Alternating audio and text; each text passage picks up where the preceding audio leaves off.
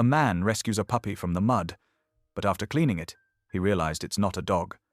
What starts as a simple act of kindness quickly turns into a fight for survival, because this tiny creature carries a dangerous secret, one that powerful men will do anything to bury. Suddenly, the rescuer is being hunted, his quiet life ripped apart by threats, fire, and betrayal, and when the truth finally claws its way to the surface, he'll be forced to face not only ruthless enemies, but his own darkest mistake. What hidden truth could be so powerful that saving a muddy little animal might cost him everything? I'd love to know. Where are you watching from? Type it down below, and while you're here, subscribe so you'll always catch the next story. The rain came down in thick, angry sheets, turning the outskirts of Marble Fork into a maze of muddy rivulets and overflowing ditches. Harlan Pike stood at the window of his bait shop, watching the water rise with growing concern. 20 years of living in these parts had taught him to respect the fury of mountain storms, but this one felt different, more intense, more dangerous. Lightning crackled across the darkened sky, illuminating the flooded roadway outside his shop. That's when he saw it, a small, dark shape thrashing in the murky water near the culvert. At first, he thought his eyes were playing tricks on him, but another flash of lightning confirmed his fears. There was definitely something alive out there, struggling against the current. "Lord Almighty," he muttered, pressing his weathered face closer to the glass. The shape looked like a puppy, its tiny head barely visible above the churning water. Without hesitation, Harlan grabbed his rain jacket from the hook by the door. His hands, calloused from years of working with fishing gear and tackle, fumbled with the zipper as he rushed outside. The wind nearly knocked him sideways as he stepped into the downpour. The water was already ankle-deep on the road, and the current pulled at his boots as he made his way toward the culvert. The rain stung his face, making it hard to keep his eyes open, but he could still see the small creature fighting for its life, now being dragged dangerously close to the pipe's hungry mouth. "Hold on, little fella," Harlan called out, though his voice was lost in the howling wind. He waded deeper into the water, feeling it rise past his knees, then his thighs. The current was stronger than he'd expected, and debris bumped against his legs, branches, trash, and who knew what else being swept along by the flood. 20 feet from the culvert now. 15. 10. The suction from the pipe was creating a powerful undertow, trying to pull both him and the struggling animal into its dark maw. Harlan's military training kicked in, reminding him to stay focused, to keep his center of gravity low, 5 feet away. The puppy's movements were growing weaker. "Almost there," he grunted, reaching out with both hands. Suddenly, a massive surge of water slammed into him, nearly knocking him off his feet. Harlan's heart hammered in his chest as he fought to stay upright. The current wrapped around his legs like rope, trying to yank him under. For a terrifying moment, he felt himself being pulled toward the culvert. But Harlan Pike hadn't survived 2 tours overseas just to be beaten by a drainage pipe. He planted his feet firmly against the muddy bottom and lunged forward, his fingers finally closing around wet fur. The animal was surprisingly heavy and completely limp in his arms. Getting back to the shop was even harder than reaching the creature had been. The rain seemed to be coming down even harder now, and every step was a battle against the flood's relentless pull. Harlan's muscles burned with effort, his lungs working overtime as he fought his way through the waist-deep water. After what felt like hours but was probably only minutes, his boots finally found solid ground. He staggered up onto his shop's small porch, gasping for breath. Water poured off him in sheets as he fumbled with his keys, finally managing to unlock the door and stumble inside. The shop's familiar smell of coffee and fishing tackle welcomed him as he gently laid his rescue on the floor. In the harsh fluorescent light, he could see the animal was covered in mud and debris, its fur matted and dripping. It wasn't moving. "Don't you dare die on me now," Harlan muttered, grabbing towels from behind the counter. He began rubbing the creature vigorously, trying to stimulate circulation and warm it up. His hands were shaking, partly from cold and partly from adrenaline. The old space heater in the corner sputtered to life when he plugged it in, and he positioned it carefully near his patient. As he worked to clean and dry the animal, something about its appearance began to nag at him. The fur was thicker than he'd expected, the muzzle longer and more pointed than any puppy he'd ever seen. Slowly, methodically, he continued his ministrations, watching for any sign of life. After several tense minutes, he felt a slight tremor under his hands, then another. The creature's chest began to rise and fall more steadily. "That's it," he encouraged softly. "Come on back." Outside, the storm was beginning to lose some of its fury, settling into a steady, drumming drizzle against the roof. Inside, Harlan sat back on his heels, still breathing hard from his ordeal. He was soaked to the bone, his clothes heavy and cold against his skin, but he barely noticed. His attention was fixed entirely on the animal before him. As he watched, its eyes fluttered open, wild, intelligent eyes that seemed to pierce right through him. In that moment, looking into those eyes, Harlan felt something shift inside him. This wasn't just some stray puppy he'd pulled from the flood. This was something else entirely. The realization sent a different kind of chill down his spine. He knew he should probably call someone, the police, or animal control, or somebody who would know what to do. Instead, he found himself walking to the front door, checking that it was securely locked. The old brass deadbolt slid home with a solid click. Just until morning, he told himself firmly, trying to ignore the voice in his head that said he was already in deeper than he realized. We'll figure this out in the morning. But as he looked back at his rescue, now curled up in a nest of towels near the space heater, Harlan couldn't shake the feeling that his simple act of courage had set something much bigger in motion. The rain continued its steady pattern against the windows, and in its rhythm, he could almost hear the sound of approaching change. For now, though, all he could do was wait out the storm and watch over his unexpected guest. He pulled up his old wooden chair, settled in for what promised to be a long night, and tried not to think too hard about what tomorrow might bring. The first rays of morning light filtered through the shop's windows, casting long shadows across the worn floorboards. Harlan had dozed fitfully in his chair through the night, waking often to check on his rescue. Now, with dawn breaking, he could finally get a better look at the creature he'd pulled from the flood. The mud had dried into a crusty shell overnight, and Harlan gathered fresh towels and a basin of warm water. As he began to gently clean the animal, his movements careful and methodical, something about its features made him pause. The more mud he cleared away, the more his certainty grew that this was no ordinary puppy. The muzzle was too narrow, the legs longer than he'd expected. But it was the fur that really caught his attention. As the mud washed away, distinct rusty bands emerged in the coat pattern, a coloring he'd seen before, years ago, when he'd worked setting snare lines for Truett McRae. Harlan's hands stilled. Well, hell, he muttered, sitting back on his heels. This wasn't just some lost dog. This was a red wolf pup, one of the rarest predators in North America. He reached for his phone and dialed Fish and Wildlife, his fingers leaving muddy prints on the screen. The operator connected him quickly, and within an hour, a government SUV pulled up outside the shop. Agent Linnea Hart stepped out, her movements precise and controlled. She wore practical field gear and carried a metal case that likely contained testing equipment. Her sharp eyes took in everything as she entered the shop, the makeshift bed of towels, the space heater still running, Harlan's mud-stained clothes from the night before. "Mr. Pike?" she asked, though it wasn't really a question. "I'm Agent Hart. Thank you for calling this in." She knelt beside the pup, her examination thorough and methodical. The animal remained surprisingly calm under her touch, though its eyes never left Harlan. When she reached the scruff of its neck, her fingers paused. "There's scarring here," she said, parting the fur carefully. "Recent. Someone's removed a microchip, and not very carefully." She looked up at Harlan, her expression grave. "This wasn't a random find, Mr. Pike. Someone's been trafficking an endangered species." Before Harlan could respond, the shop's bell jingled. Truett McRae filled the doorway, his bulk wrapped in an expensive ranch coat. His boots were polished to a mirror shine, incongruous with the mud still coating the county roads. "Well now," McRae said, his smile wide but never quite reaching his eyes. "Heard there was some excitement out this way." He stepped inside, pulling an envelope from his coat pocket. "One of my hands mentioned seeing a stray around the property yesterday. Thought I'd come check if it had turned up." Harlan felt his jaw tighten. He'd known McRae for years, had even worked for him once, and he recognized the careful construction of those words. The envelope landed on the counter with a soft thud. "Reward money," McRae explained smoothly, "for finding my lost pup." Agent Hart stood slowly, positioning herself between McRae and the wolf. "This isn't a dog, Mr. McRae. This is a red wolf, a federally protected species, one that appears to have been tagged and then deliberately altered." McRae's smile didn't waver. "Simple mistake, easy to confuse breeds sometimes." He turned to Harlan. "Why don't we settle this quietly? That envelope's thick enough to cover any confusion." Harlan looked at the envelope, then at the pup, watching him with those wild, trusting eyes. "No," he said simply. "No confusion here. This isn't your animal, Truett." Something cold flickered across McRae's face. There, and gone so fast Harlan might have imagined it, but he knew he hadn't. "Think carefully, Harlan," McRae said softly, "about what you're choosing here." Agent Hart stepped forward. "Mr.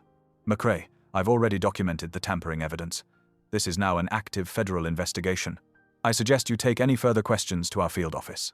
McCrae held Harlan's gaze for a long moment before tipping his hat. Well then, you'll have a good day now. He turned and left, his boots marking a deliberate rhythm on the wooden floor. After he'd gone, Agent Hart turned to Harlan. You understand what you've stepped into? Men like that? They're used to owning everything they see. They don't take kindly to being refused. Harlan nodded, already moving to check the shop's locks. Not my first run-in with Truett McCrae. I'll start the paperwork and arrange transport, Hart said, packing up her equipment.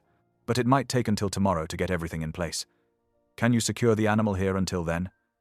Shop's got good locks, Harlan replied. And I've got a cot in the back room. Hart handed him her card.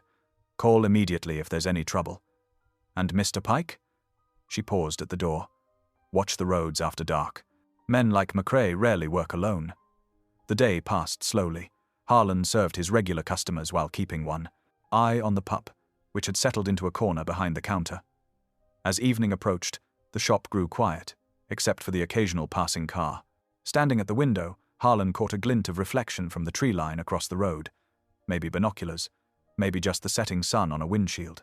But he knew better than to believe in coincidences, not with Truett McCrae involved.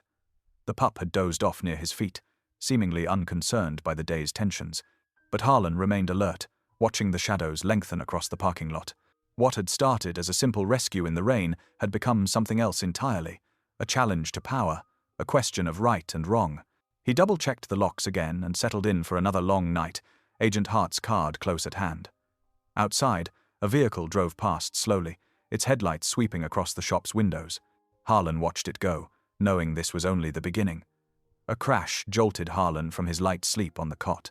The sound of shattering glass echoed through the darkened shop, followed by the clatter of fishing lures hitting the floor.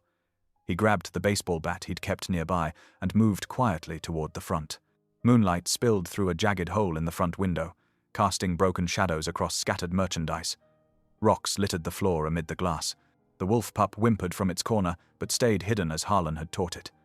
Then he saw it. The door. Something glinted in the dim light. Moving closer, Harlan's stomach tightened. Someone had used a nail gun to attach a piece of cardboard to his door. The message was crude but clear. Turn over the dog. It's okay, he whispered to the pup, though his hands were shaking as he checked the rest of the shop. Shelves had been knocked over, tackle boxes spilled across the floor. They hadn't broken in. This was just a warning. For now, he was still cleaning up when Agent Hart's SUV pulled up at dawn. Her face hardened as she took in the damage. I was afraid of this, she said, examining the nailed threat. McCrae's getting nervous. About one wolf pup? Harlan swept up another pile of glass. Linnea's eyes met his. About what that pup represents. Mr. Pike, what do you know about predator compensation programs? Government pays ranchers if wolves or coyotes kill their livestock, he said. Keeps them from shooting predators on sight. Exactly. And in theory, it's a good system. She pulled out her phone, showing him photos. But look at these bite patterns. Notice anything strange? Harlan studied the images of wounded cattle. The spacing looks off, too uniform, because they're staged. We've been tracking an operation that breeds wolf-dog hybrids specifically for making fake kills. They blur the genetics enough to pass basic tests, then use the animals to create evidence for fraudulent claims. Harlan's mind raced back to his days working for McCrae, setting snare lines he'd been told were for coyotes. Truett's been farming predators and collecting hundreds of thousands in false compensation. But pure red wolves? Linnea shook her head. That's different. That's federal crime territory. This pup isn't just rare, it's proof his whole operation is targeting protected species. The shop bell rang.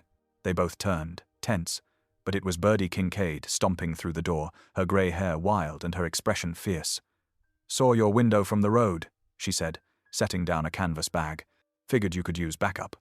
She pulled out a handheld scanner. Swiped this from the post office when I retired. Reads microchips.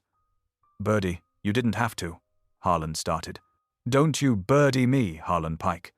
She fixed him with her mail carrier glare, the one that had cowed angry dogs for 30 years.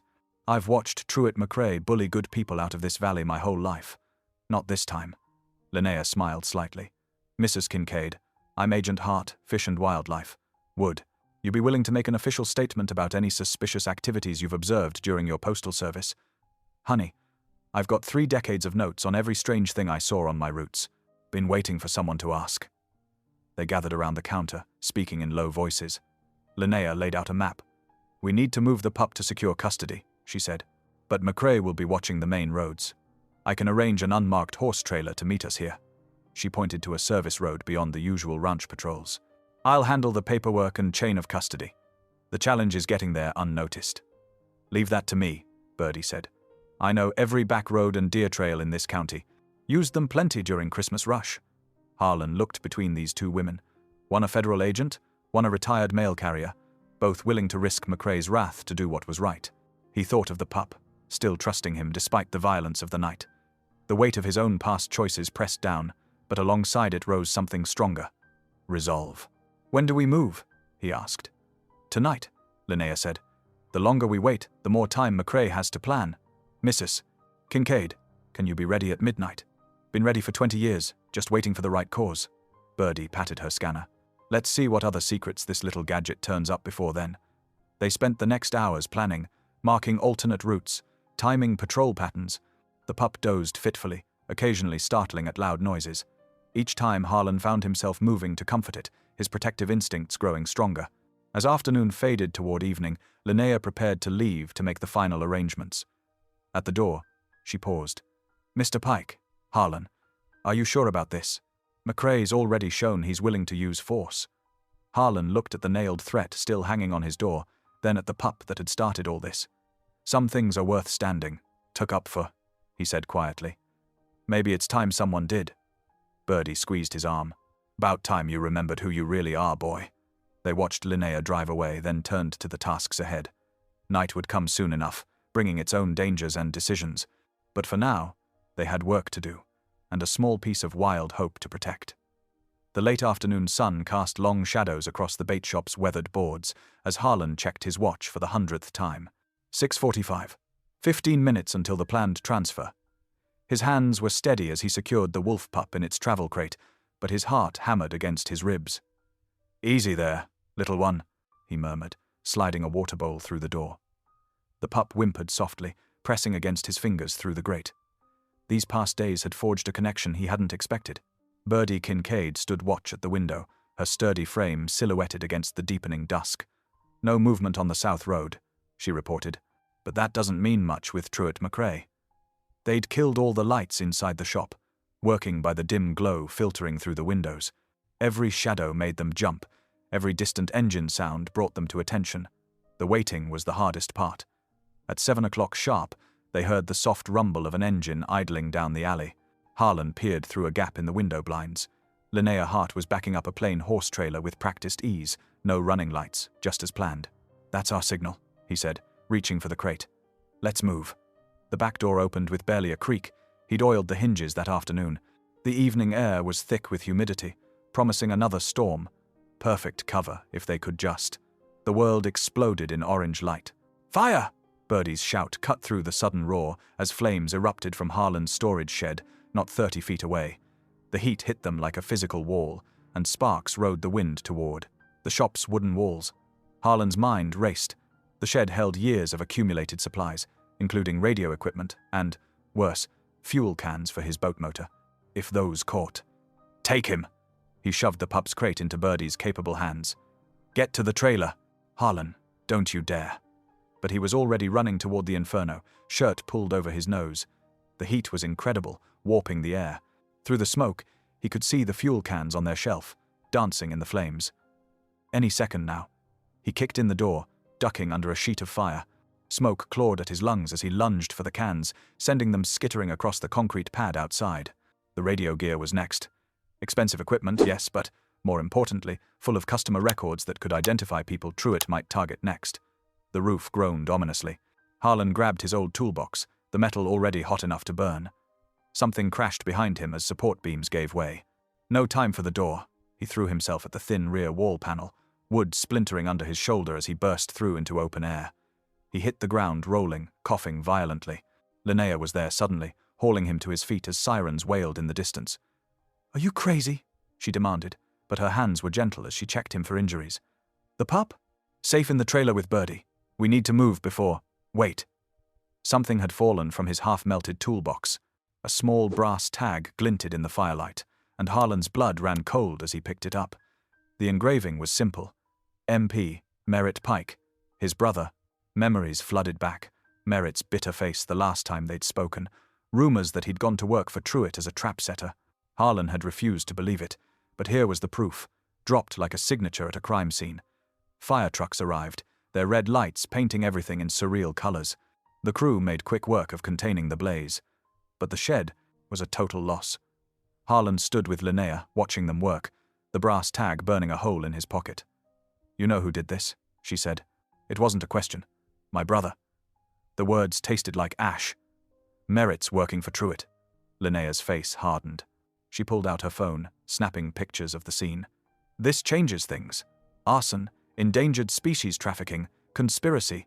We're way past local jurisdiction now. I'm expediting the lab work on the pup's DNA and adding this to the federal case file." Birdie appeared beside them, her face streaked with soot but determined. "Trailers secured. We need to move while we have the chance." Harlan nodded numbly. The discovery of Merritt's involvement had shaken him more than the fire itself, but there would be time to process that later. Right now, they had a job to finish. They worked quickly in the gathering dark, transferring supplies and documentation while the firefighters finished their mop-up. The brass tag went into an evidence bag, another piece in the growing case against Truitt McRae. The pup watched them through the trailer's ventilation slots, eyes reflecting the last embers of the fire. The message was clear enough. Truitt was escalating, using family ties to twist the knife. But as Harlan looked at his unlikely allies, his eye, a retired postal worker, a federal agent, and one small wolf pup, he felt something else growing stronger than fear. They had proof now, and witnesses. The time for hiding in shadows was over. The fire truck's red lights faded into the distance, leaving behind the acrid smell of smoke and wet ash. Night settled over Marble Fork like a heavy blanket, bringing with it a stillness that felt anything but peaceful. Inside Harlan's shop, the air was thick with tension and the lingering scent of burning wood. Linnea worked efficiently at the counter, her movements precise as she gathered DNA samples from the wolf pup. The little creature stayed remarkably calm under her gentle handling, those intelligent eyes watching everything. "I've got a secure facility about 40 miles north," she said, carefully sealing the swabs in evidence bags. "Off books, used for wildlife rehabilitation. The pup will be safe there until we get the test results." Harlan nodded, his fingers absently turning the brass MP tag over and over in his pocket. The metal had cooled, but it still felt like it was burning him. 20 years of memories pressed against his mind. Merritt's face, younger then, full of that stubborn Pike pride that ran in both their veins. "How long for the results?" he asked, forcing himself to focus on the present. "I'm putting a rush on it. 2 days, maybe 3. Linnea checked her watch. "I need to get these samples to the courier station before midnight." The sound of hammering drew their attention to the front of the shop. Birdie Kincaid stood on a stepladder, securing a piece of plywood over one of the broken windows. She'd shown up with tools and supplies without being asked, waving off Harlan's protests. "You two handle the official business," she'd said firmly. "I'll make sure nobody takes another shot at us tonight." Now, she worked steadily, her grey hair catching the shop's fluorescent lights as she moved from window to window. The glass had been swept away, the shelves straightened as much as possible. Birdie's presence was like a tether to sanity in the chaos the night had become. Harlan watched her work, grateful beyond words. His mind kept circling back to the tag, to Merritt. The last time they'd spoken had been at their father's funeral 5 years ago. The argument that followed had been building for decades. Merritt's accusations of Harlan being self-righteous, Harlan's frustration with his brother's shortcuts and compromises. They'd both said things that couldn't be taken back. "You're thinking too loud," Birdie called down from her perch. "Whatever's eating at you, spit it out." Harlan pulled the tag from his pocket, holding it up to the light. "Merritt used to mark his tools like this, back when we worked together, setting trap lines for Truitt." "Before you quit," Linnea said quietly, pausing in her work. "Before I saw what those lines were really doing." Harlan's voice was rough. "I told myself it was just predator control, protecting livestock. But the patterns were wrong. We weren't just catching coyotes. We were systematically clearing out anything that might compete with Truitt's operation." Birdie climbed down from the ladder, dusting off her hands. "That brother of yours always did have a blind spot when it came to easy money. He called it being practical." Harlan set the tag on the counter, said I was a fool for walking away from steady work. Now he's helping Truitt burn down my shop. Linnea sealed the last evidence bag, her movements deliberate. If these tests confirm what I suspect, that this pup is pure red wolf stock, everything changes. Those trap lines become federal violations. The livestock compensation claims, the land use permits, tueth, it all unravels. Truett knows it too, Birdie added, picking up a broom to sweep away more glass. That's why he's pushing so hard, so fast. They settled into a rotation for the night, one person always awake and watching while the others caught what rest they could. The pup dozed fitfully in its crate, occasionally whimpering until soothed by soft words or gentle hands. Every passing car brought tension. Every unexpected sound had them reaching for lights or phones. Around 3 in the morning, during his watch, Harlan found himself studying old photos he kept in the shop's back office. Him and Merritt as kids, fishing with their father. Both of them grinning. No sign of the gulf that would grow between them. The same Pike features, broad shoulders, strong jaw, but such different paths. Dawn crept in slowly, painting the plywood-covered windows with pale light. Linnea returned from delivering the samples, bringing coffee and a quiet determination to her movements. They were all exhausted, but there was a sense of having weathered something together. The lab will call as soon as they have results, she said, spreading out maps on the counter. Until then, we vary our routines, keep the pup quiet, and watch each other's backs. Birdie nodded, adding sugar to her coffee. Like the old days on my route, never take the same path twice when there's trouble brewing. The morning brought a thin veneer of normalcy. A few regular customers came by, eyeing the boarded windows but knowing better than to ask too many questions. Harlan went through the motions of running his shop, all the while aware of the weight of the brass tag in his drawer. As the sun climbed higher, bringing with it the promise of another hot day, Harlan found himself alone for a moment. He took out the tag, running his thumb over the initials that had once marked the tools of a brother he thought he knew. "You've made this personal, Merritt," he said softly to the empty shop. "But maybe it always was." The words hung in the air, an acknowledgement of battles yet to come. Outside, Marble Fork went about its business, unaware of the currents running beneath its surface. Inside, they waited, for lab results, for Truett's next move, for whatever would break this fragile calm. The late afternoon sun slanted through the boarded windows when Linnea's phone buzzed. She'd been reviewing maps with Harlan and Birdie, marking potential den sites, but the caller ID made her straighten sharply. "This is Agent Hart." Her voice was controlled, professional, but her fingers tightened on the phone. "Yes, I understand. Can you send the full report?" She grabbed a notepad, jotting quick notes. "Thank you. Yes, immediately." Harlan and Birdie waited, barely breathing, as she ended the call. The pup stirred in its crate, sensing the tension. "It's confirmed," Linnea said, looking up at them. 100% pure red wolf. No hybrid markers, no domestic dog genetics. This isn't just any wolf pup. This is living proof that a breeding population exists in these hills. Birdie let out a low whistle. "Well, that explains why Truett's been coming at us so hard. There's more." Linnea moved to the crate, gently lifting the pup. Her fingers probed carefully along its front left paw. "See these marks? Micro-scarring in a distinctive pattern.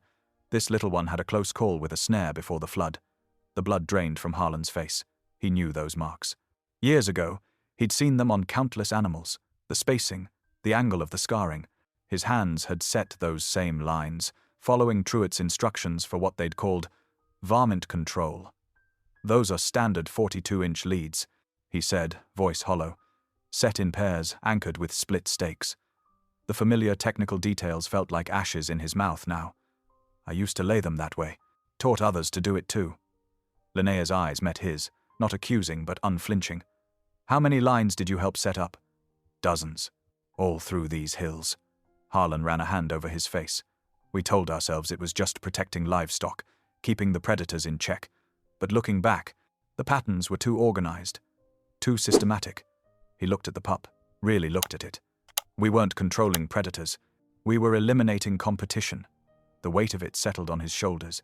Years of enabling the very system that had nearly killed this pup, that might still have its mother trapped somewhere in the hills. Every line he'd set, every technique he'd refined, had helped build Truett's empire of lies. "Well?" Linnea's voice cut through his self-recrimination. "What are you going to do about it?" Harlan looked up, surprised by the directness of her question. There was no judgment in her tone, only a steady expectation. Birdie had gone still beside him, watching. Whatever it takes, he said finally. No more looking the other way. No more telling myself it's not my problem.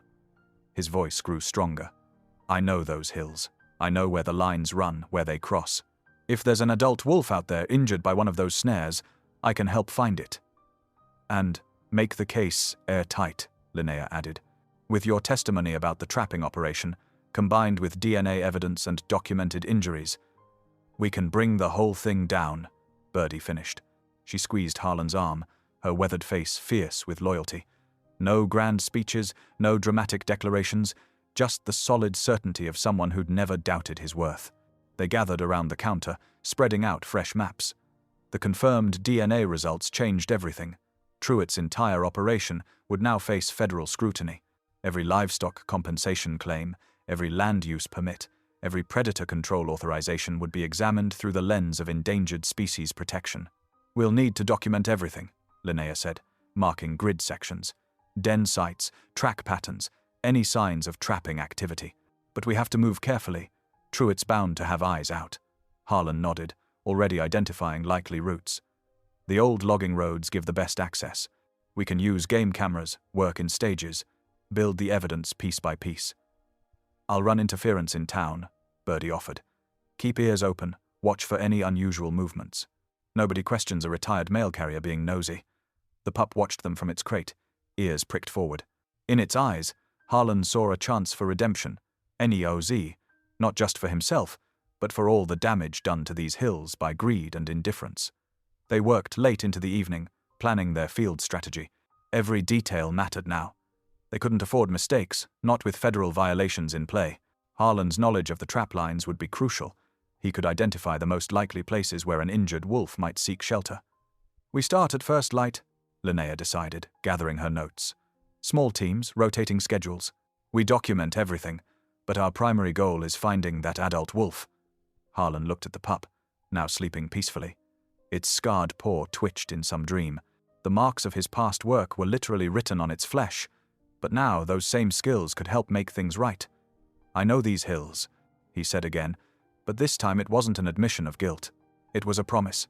And this time, we use that knowledge to protect, not destroy. Linnea crouched by the creek bed, her practiced eyes scanning the muddy ground. Her finger traced a distinctive paw print, measuring its depth and direction. Adult red wolf, heading northwest. The spacing suggests it's favoring its right side. She marked the location on her weathered topographical map, adding it to a growing collection of data points. Nearby, Birdie sat in her old pickup truck, headphones pressed to her ears as she monitored a handheld radio scanner. The static crackled with fragments of conversation. Her grey eyebrows furrowed as she jotted down notes. Got something, she called out softly. Third time I've heard mention of convoy runs up the North Ridge.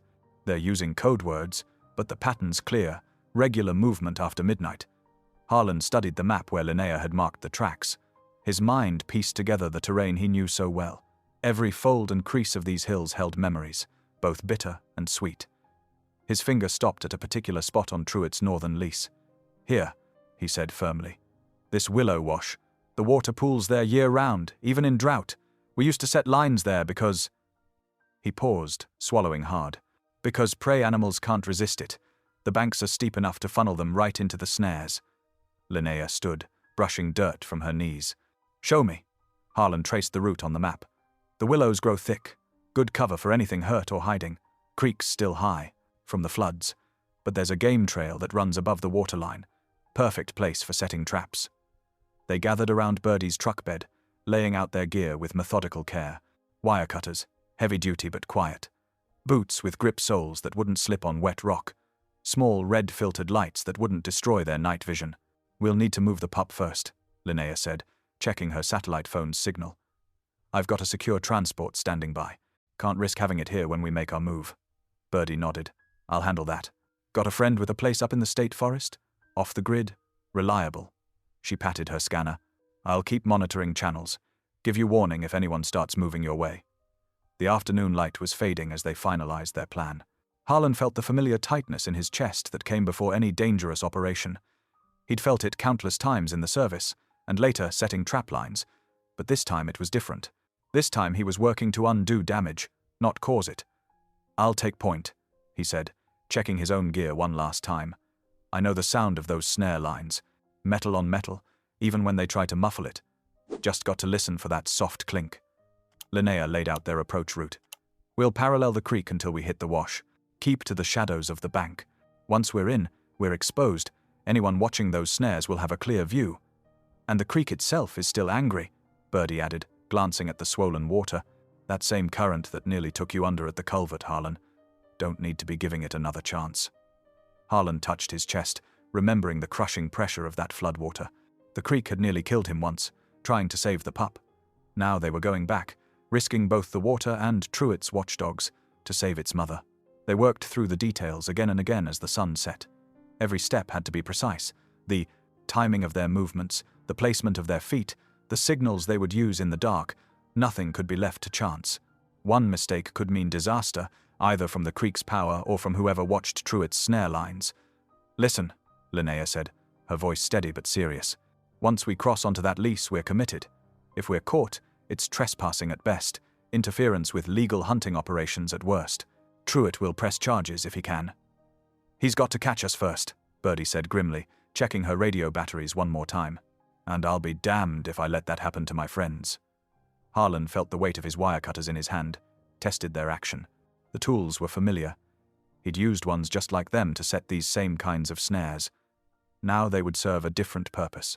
His jaw set with determination as he looked at his companions, Linnea's professional focus, Birdie's unwavering loyalty. They were ready. The darkness grew deeper as they made their final preparations. Stars began to prick through the twilight, but clouds were moving in, promising the kind of moonless night they needed. Soon they would move out, counting steps in the dark, listening for the telltale sounds of hidden wire, working their way up that willow-choked wash where both danger and hope waited. The pup watched them from its crate, ears alert, as if it understood the gravity of what was coming. Harlan knelt beside it one last time before Birdie would take it to safety. "We'll find her," he whispered. "That's a promise." Moonlight filtered through the clouds as they crept along the gulch's edge. The willows swayed in the night breeze, their branches casting shifting shadows across the muddy ground. Harlan led the way, each step measured and careful, wire cutters ready in his steady hands. Linnea followed close behind, her camera at the ready, its lens cap secured to prevent any telltale reflection. The roar of the swollen creek masked their movements, but also made it harder to hear approaching vehicles or voices. "There," Harlan whispered, freezing mid-step. His trained eye had caught the faint glint of metal among the brush. He pointed to where a thin wire stretched across a natural game trail, nearly invisible in the darkness. Linnea quickly documented the snare's position with her camera, using the red-filtered light to illuminate the scene without broadcasting their presence. The flash was muffled, barely a blink in the darkness. They worked their way forward, finding more snares, a whole line of them strategically placed along likely animal paths. Harlan's stomach twisted as he recognized the spacing, the technique. This was exactly how he used to set them, years ago. A low growl stopped them both. Through the willows they spotted movement, a dark shape, trying to retreat deeper into the brush.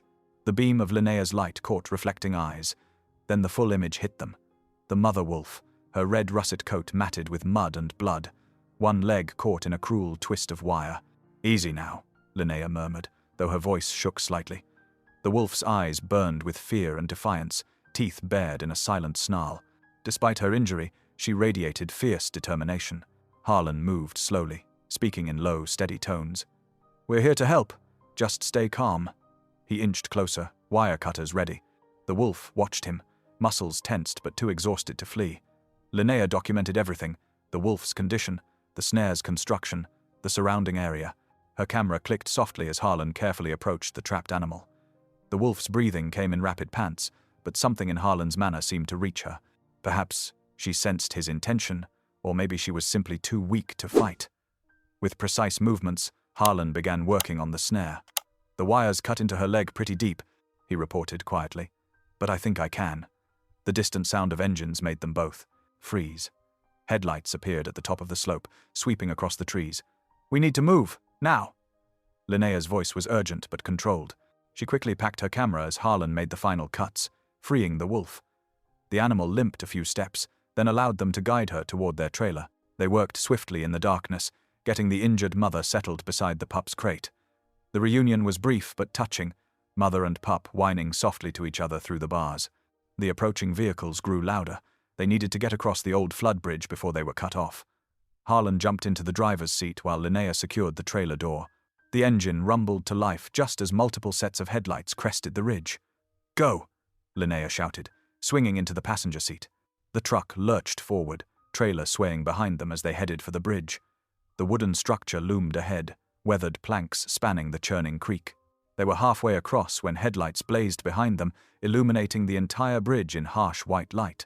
Through the rearview mirror, Harlan recognized his brother Merritt's silhouette among Truett's men.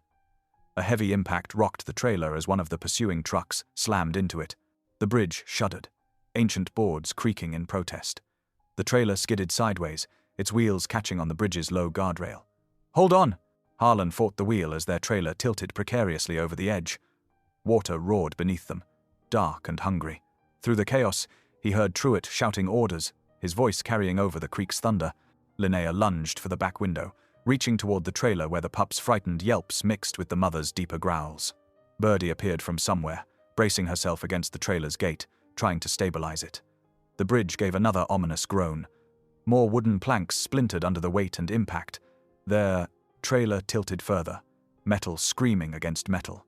In the headlight's glare, Harlan saw Merritt standing frozen, caught between Truett's shouted commands and the unfolding disaster. Time seemed to slow to heartbeats. The bridge swayed beneath them. The trailer's weight pulled them inexorably toward the rushing water. Steel groaned as the structure began to give way, the sound almost human in its distress. Their truck's tires spun, searching for purchase on the wet wood. The trailer listed further, now hanging half over the churning creek. Through it all, Harlan could hear the wolves, mother and pup together, their fate balanced on the edge along with everything else. Everything narrows to this moment, the bridge threatening to collapse, the trailer's precarious angle, Merritt's hesitation, and the roaring water waiting below. The next few seconds would determine not just the wolves' survival, but whether their mission to expose Truett's operation would end here, in the dark, above a flood-swollen creek. The structure shuddered again, and more boards gave way with sharp cracks that cut through the night air. They were out of time. The bridge gave one final, sickening crack. The sound cut through the night like a gunshot, making everyone freeze for a split second. Then everything happened at once. Harlan's instincts took over. He dove beneath the tilting trailer, his boots sliding on the wet wood. The whole structure groaned above him, metal shrieking against metal as the trailer listed further toward the rushing water below. "The latch is jammed!" he shouted. The pup's frightened yelps spurred him on as his fingers scraped against the frozen metal catch. The mother wolf snarled, her claws scrabbling against the trailer floor as it tilted more steeply. Water sprayed up from below, soaking Harlan's jacket.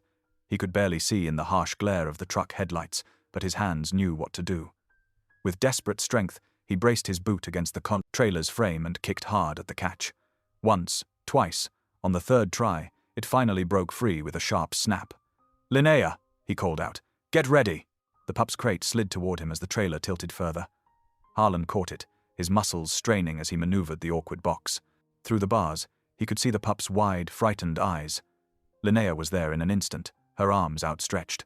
Harlan shoved the crate up toward her, fighting against gravity and the bridge's increasing angle. Their hands met around the crate's handles. "I've got it!" Linnea called. But the bridge was giving way completely now. Harlan could feel it shuddering beneath his feet. Without thinking, he grabbed Linnea's arm and yanked her backward, away from the edge. They stumbled together, the pup's crate between them, as more planks splintered and fell into the churning water below. In the chaos, movement caught Harlan's eye. Two of Truett's men darted forward, taking advantage of their distraction. Before anyone could react, they'd snatched Linnea's evidence case, containing her camera, documentation, and all their carefully gathered proof. "No!" Linnea's cry was lost in the noise of breaking wood and rushing water. The mother wolf saw her chance. With surprising agility despite her injured leg, she burst from the failing trailer. Her grey form was a blur in the darkness as she disappeared into the trees, leaving only the echo of her passage through the underbrush. The flood surge hit then, a wall of water that slammed against the bridge's supports. What remained of the structure shuddered violently. Harlan, still gripping Linnea's arm, pulled her toward solid ground. "Move!" he shouted. "Birdie, run!" They scrambled up the muddy bank, the pup's crate awkward between them. Behind them, the bridge gave way with a thunderous crash. The trailer and their truck plunged into the roiling creek, water spraying up in a great arc that caught the headlights and sparkled like broken glass. Distant sirens began to wail, their sound carrying through the damp night air. Truett's men were already moving, engines gunning as their trucks reversed and turned. Tires spun in the mud, spraying dirt and gravel as they peeled away into the darkness. Harlan stood on the bank, chest heaving, clothes soaked and muddy. The empty bridge gaped before them like a broken promise. Everything they'd worked for had scattered to the wind. The evidence gone, the mother wolf vanished into the night, their careful plans lying at the bottom of the flood-swollen creek. But what hit hardest was the sight of Merritt. His brother stood for a long moment in the receding headlights, watching them from the other side of the destroyed bridge. Their eyes met across the distance, and Harlan felt the weight of years of estrangement, of choices made and paths divided. Then Merritt turned away, climbing into one of Truett's trucks, choosing his side once and for all. Harlan's legs felt weak. The night's events crashed over him like another flood wave. The desperate rescue, the fight to save the wolves, and now this devastating loss. Everything they'd worked for, gone in moments. Birdie's hand gripped his shoulder, strong and steady. She didn't speak, she didn't need to. Her presence was enough to keep him standing as they watched the last taillights disappear into the darkness. The pup whined softly from its crate, a sound that twisted in Harlan's chest. They still had the pup, but everything else, all their proof, all their careful documentation of Truett's crimes, was gone. The mother wolf was out there somewhere, injured and alone, and their enemies hadn't just escaped, they'd won this round decisively. Standing there in the mud, listening to the sirens grow closer and the creek roar below, Harlan felt the full weight of their failure. The operation they'd planned so carefully had fallen apart in minutes. Truett's men had the evidence. The adult wolf was gone, and Merritt had made his choice clear. Birdie's grip tightened on his shoulder, grounding him in the moment. But not even her steady presence could fully ease the hollow feeling in his chest. They'd lost more than evidence tonight. They'd lost their best chance at exposing Truett's operation, at protecting the wolves, at making things right. The night pressed in around them, dark and heavy with the smell of wet earth and broken wood. The pup's occasional whimpers were the only sound besides the rushing water and fading sirens. Their failure hung in the air like the mist rising from the creek, surrounding them with the cold reality of defeat. The darkness before dawn hung thick and heavy over Marble Fork. A light drizzle misted the air, creating halos around the few working streetlights. Behind Harlan's bait shop, the soft rumble of an idling pickup broke the pre-morning silence.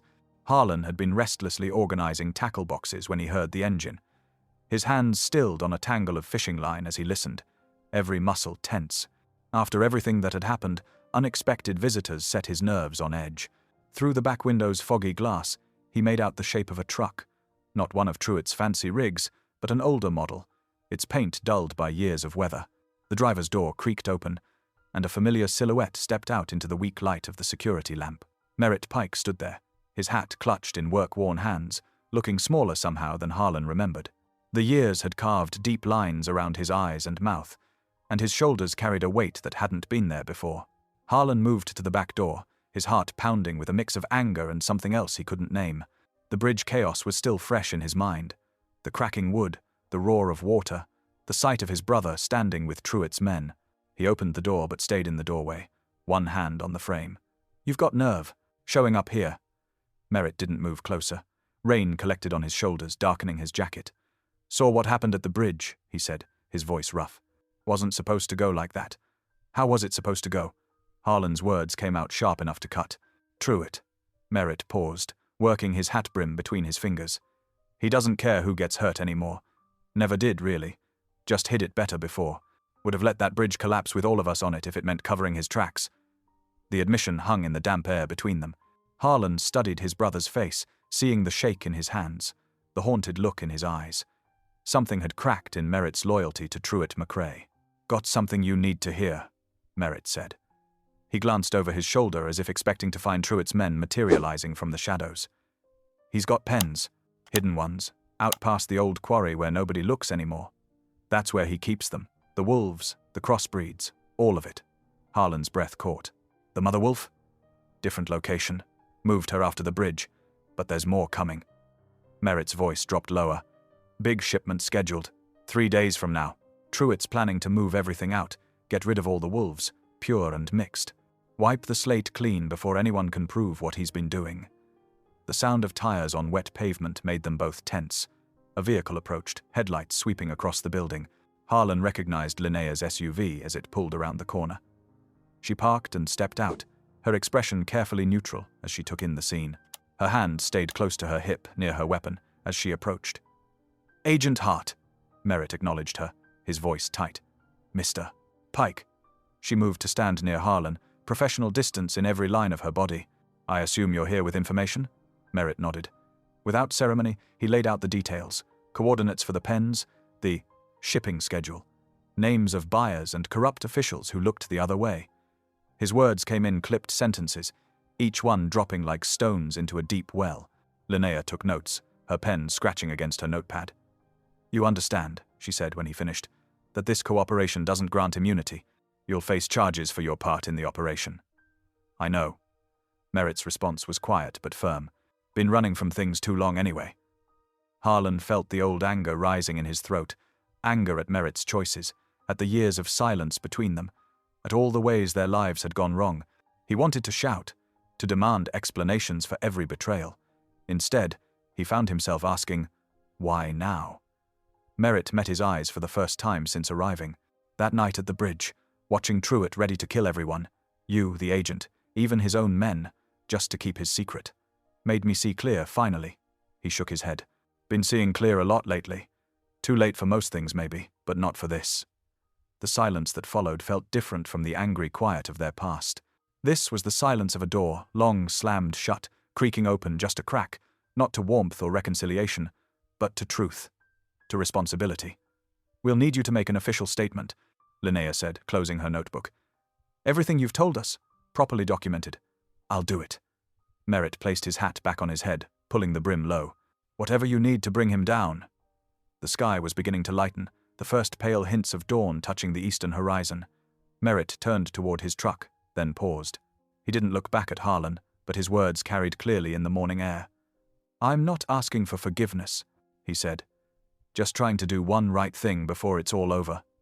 Harlan watched his brother climb into the pickup and drive away, the taillights disappearing into the lingering darkness. The rain had stopped, leaving everything damp and gleaming in the growing light. Linnea touched his arm gently. "This changes everything. With Merritt's testimony and the shipping details, we can set up an operation that will shut Truett down for good." Harlan nodded, still staring at where his brother's truck had vanished. The weight of the past hung heavy between them, but maybe, just maybe, there was room now for something else. Not healing, exactly, but a kind of justice that might help them both find peace.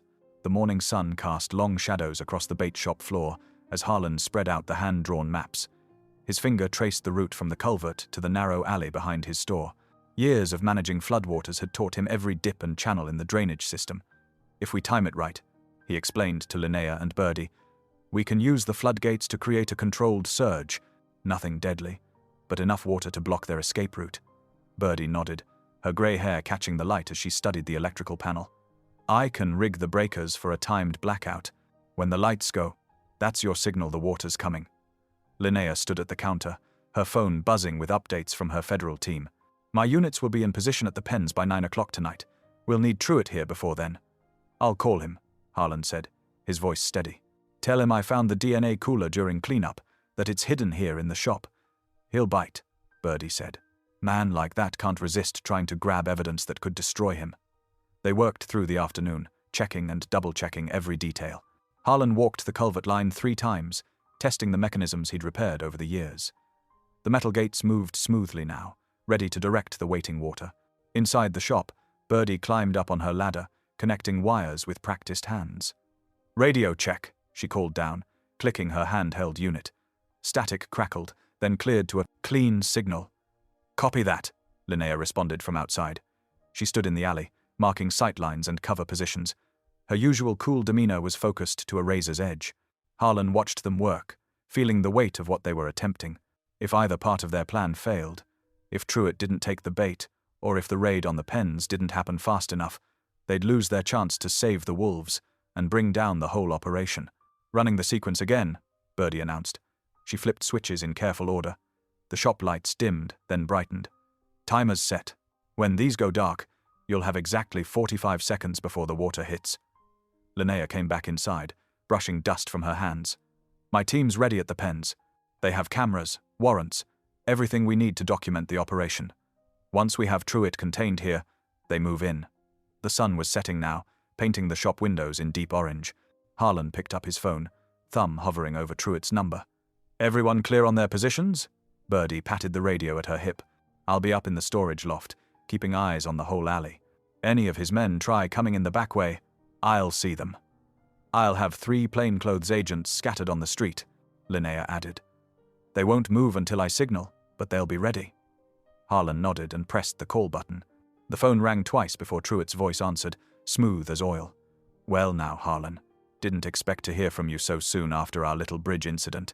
Harlan kept his tone carefully neutral. Found something during cleanup you might want to see. That cooler with the DNA samples? It didn't go in the creek after all. A pause. He could almost hear Truitt's mind working, weighing the risk against the chance to recover damaging evidence. That right? Truitt's voice hardened slightly. And you're telling me this out of the goodness of your heart? I'm telling you because I'm tired, Harlan said, letting real weariness seep into his words. Tired of my shop being vandalized. Tired of looking over my shoulder. The cooler's here. Come get it, and we're done. Another pause, longer this time. 8 o'clock, Truitt said finally. Have it ready. The line went dead. Harlan looked at his watch. Just over 2 hours to finish preparations. They moved quickly, positioning equipment and running final checks. Birdie climbed up to her observation post, testing angles and shadows. Linnea coordinated with her teams, synchronizing timestamps and confirming signals. Harlan made one last walk through the drainage system, watching the water level in the holding pond. There was enough volume to flood the alley without causing real damage, just enough to turn the narrow space into a trap.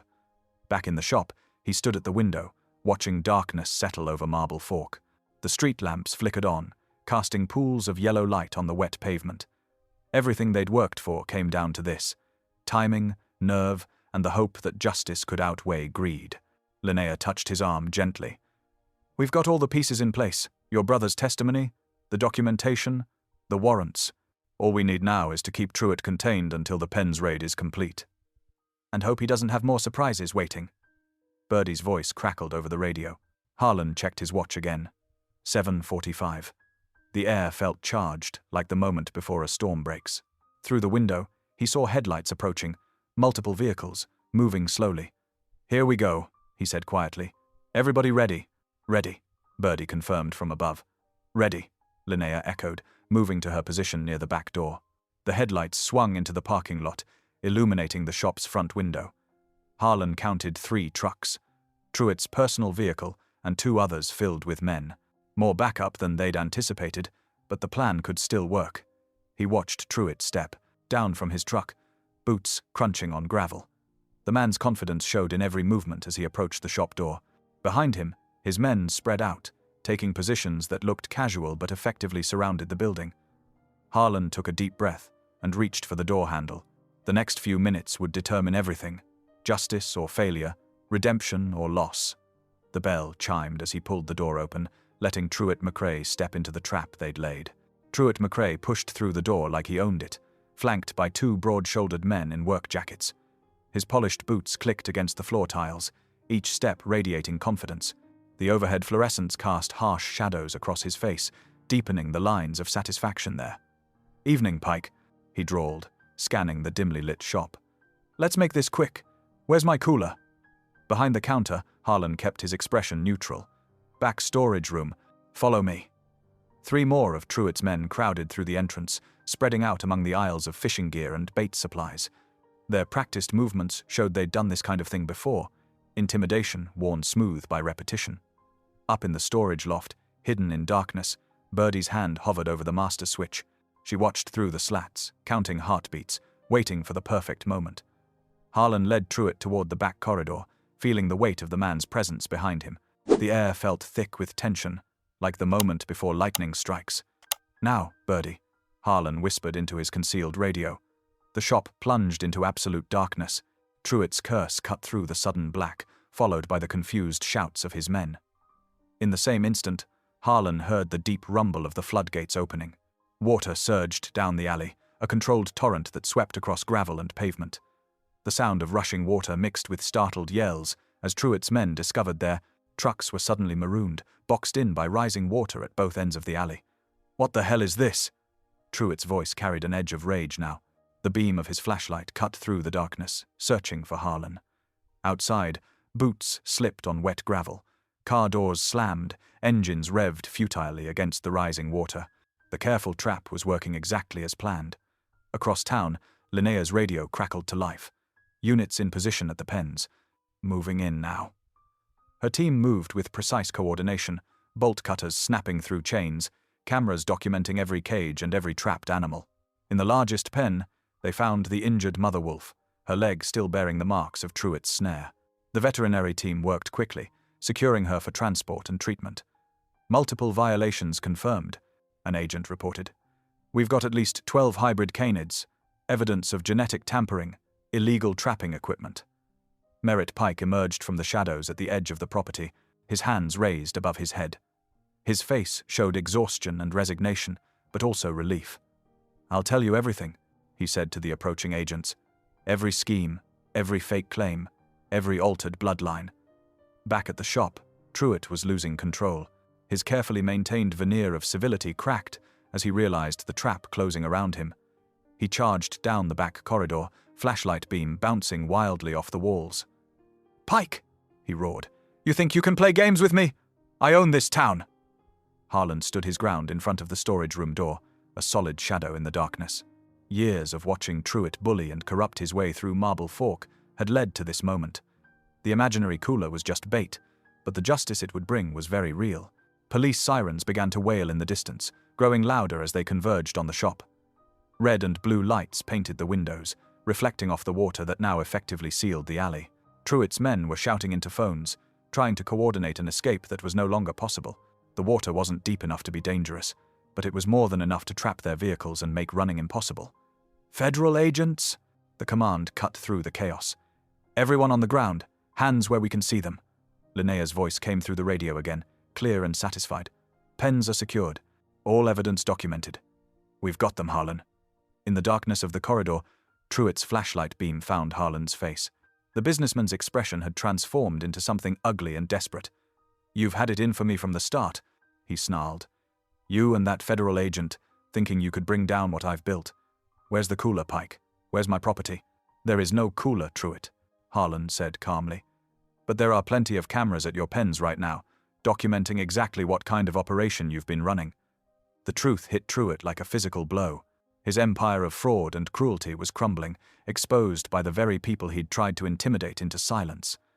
The sound of boots on gravel grew closer as federal agents moved in from both ends of the alley. The water had done its job, holding Truett's men in place long enough for justice to arrive. Through his radio, Harlan heard Birdie's quiet laugh of satisfaction from her perch above. "Looks like the big man's not so big anymore," she said. The trap had worked perfectly. While Truett raged in the darkened shop, his illegal operation was being dismantled piece by piece. The wolves would be safe now, protected by law and evidence too solid to ignore. Flashlight beams cut through the darkness as agents entered the shop, their commands sharp and professional. Truett's men, realizing the futility of resistance, began to lower themselves to the floor, hands behind their heads. Truett's composure shattered completely. With a snarl of desperation, he shoved past Harlan and bolted for the back door. His expensive boots slipped on the wet floor as he crashed through into the rain-soaked night. "He's running," Harlan's voice crackled over the radio network. "Let him try," Birdie responded from her observation point. "That water's not going anywhere." Truett splashed through the flooded alley, abandoning his trapped men without a second glance. He scrambled into his truck, the engine roaring to life. Tires spun against wet gravel as he gunned it away from the shop, heading for the wash crossing. Harlan watched through rain-streaked windows as red and blue lights reflected off the water. He knew exactly where Truett was heading, the same crossing where they'd nearly lost everything on that broken bridge. But this time, the water wasn't their enemy. It was their ally. The truck's headlights cut through the darkness as Truett hit the crossing at full speed. For a moment, the vehicle seemed to float, suspended between escape and disaster. Then physics took over. The surge of controlled floodwater caught the truck's front end, spinning it sideways with unstoppable force. Metal screamed against concrete as the current pinned the truck against the crossing's edge. Water rushed over the hood, flooding into the engine. The truck's mighty roar turned into a pathetic sputter and died. Through the radio, Linnea's voice remained steady. All units converge on the wash crossing. Suspect vehicle disabled. State troopers waded into the knee-deep water, their flashlight beams cutting through the rain. Truitt tried to reach for something in his jacket, but the current's force had him pinned. A metallic glint caught the light as his handgun slipped from his grasp, disappearing into the murky water. "Hands where we can see them," the trooper's commands echoed off the wash walls. "Exit the vehicle slowly."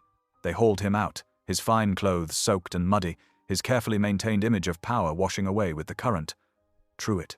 McCrae, who had built his empire through intimidation and fraud, looked small now as the handcuffs clicked shut around his wrists. Harlan arrived at the crossing just as they were reading Truitt his rights.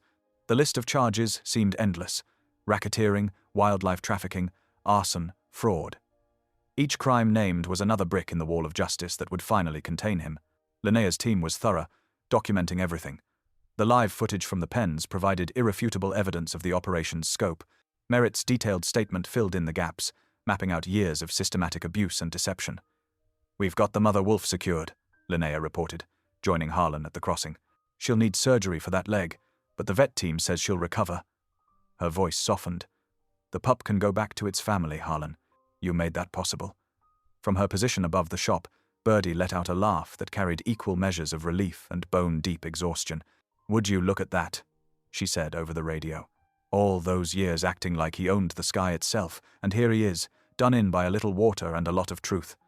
Harlan stood in the rain, watching as officers led Truitt toward a waiting patrol car. Floodlights cast harsh shadows across the scene, turning everything into sharp contrasts of light and dark. The man who had terrorized Marble Fork for so long looked directly at Harlan, his face twisted with impotent rage. "You'll regret this, Pike," Truitt spat. "You have no idea what you've done." But his threats carried no weight now. The evidence was secure, the witnesses ready to testify, and most importantly, the wolves were alive, living proof that couldn't be buried or bought off. The same waters that had nearly claimed Harlan's life when he rescued the pup had now helped bring down the man who had tried to destroy them all. The night air filled with the sounds of justice taking its course, radio chatter, car doors closing, the continuous rush of water through the wash. Each element played its part in the symphony of Truitt's downfall, a moment years in the making. Initial evidence collection complete at the pens, came another report. Multiple violations documented. Transport teams are moving in for the captured animals. Through it all, Harlan thought about that first desperate plunge into floodwaters, reaching for what he thought was just a drowning puppy. He couldn't have known then how that single act of compassion would unravel such a tangled web of corruption. The wolves, both pup and mother, had survived despite everything Truitt had done to erase them.